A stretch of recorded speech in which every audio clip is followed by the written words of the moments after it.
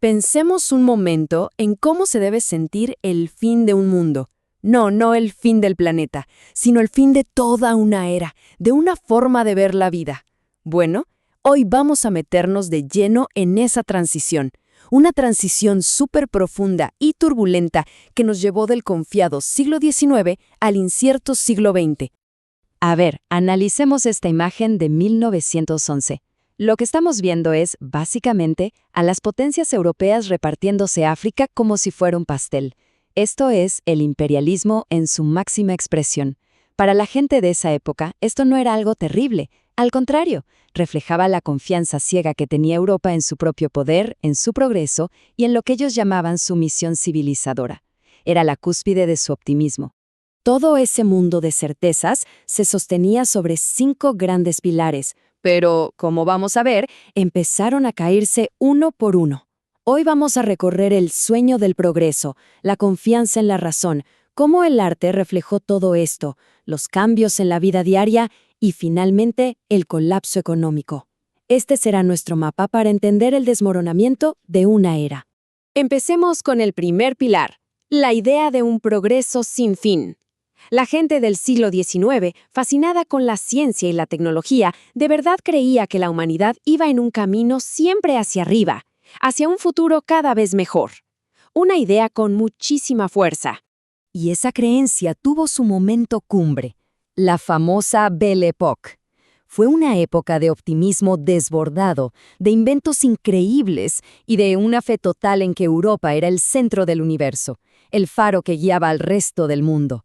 Era sin duda la cima de su autoconfianza.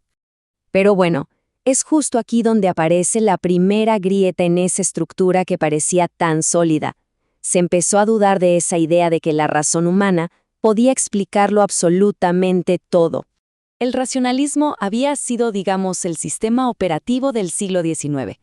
La idea era simple: con lógica y conciencia no había ningún misterio que la humanidad no pudiera, tarde o temprano, resolver. Y de repente, algunos pensadores empezaron a lanzar preguntas bastante incómodas como esta. O sea, ¿qué pasa con las emociones, los sueños, los impulsos? ¿Son acaso racionales? Y aquí es cuando entra en escena Sigmund Freud.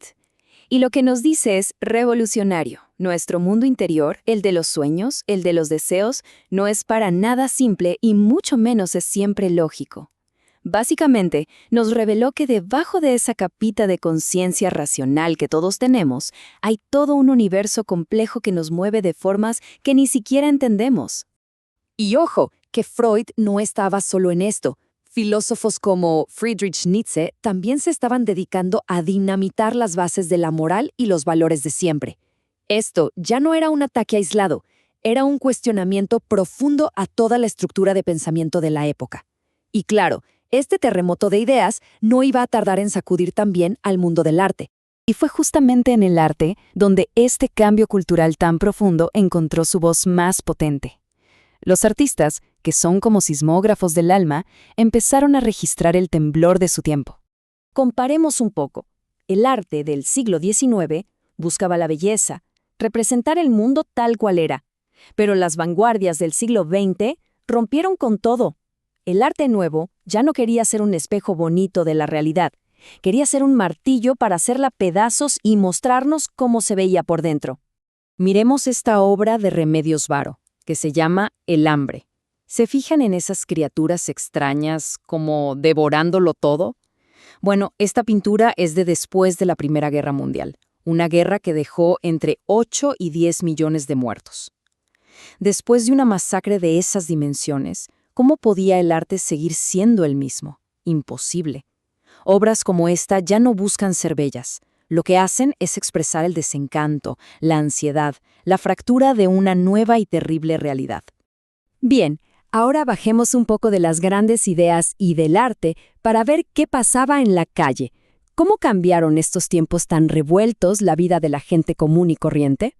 Pues por primera vez en la historia, gracias a la industrialización, nació lo que llamamos la cultura de masas. Los periódicos, el cine, la radio, de pronto podían llevar las mismas noticias, la misma música y las mismas ideas a millones de personas al mismo tiempo.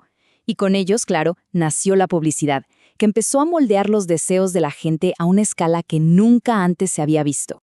Y en medio de todo este torbellino ocurrió una verdadera revolución social. Las mujeres, que habían tenido un papel clave trabajando durante la guerra, aceleraron su lucha por los derechos civiles. El movimiento sufragista empezó a ganar batallas clave y las mujeres conquistaron el derecho a voto, cambiando para siempre el panorama político y social. Y con esto llegamos al golpe de gracia, el que terminó de demoler el mundo antiguo.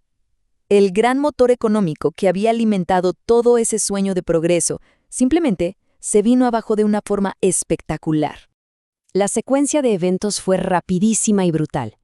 Después de la guerra, Estados Unidos era la nueva superpotencia económica. Su bolsa, Wall Street, el centro financiero del mundo. Pero en octubre de 1929, todo se derrumbó. El famoso crack de Wall Street no fue solo una crisis local, fue el detonante de una reacción en cadena que arrastró a la economía del mundo entero. Pero esta crisis no fue solo un titular en el diario. Miren esa cifra. Más del 20% de desempleo en las principales potencias. Es impactante. Esto significa que 1 de cada 5 personas que podía trabajar no tenía cómo ganarse la vida.